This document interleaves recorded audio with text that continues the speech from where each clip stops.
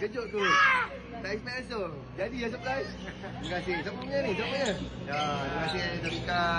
Semoga dimudahkan rezeki untuk semangat belajar Okey. Cepat betul. Makan kek lepas ni, makan kek.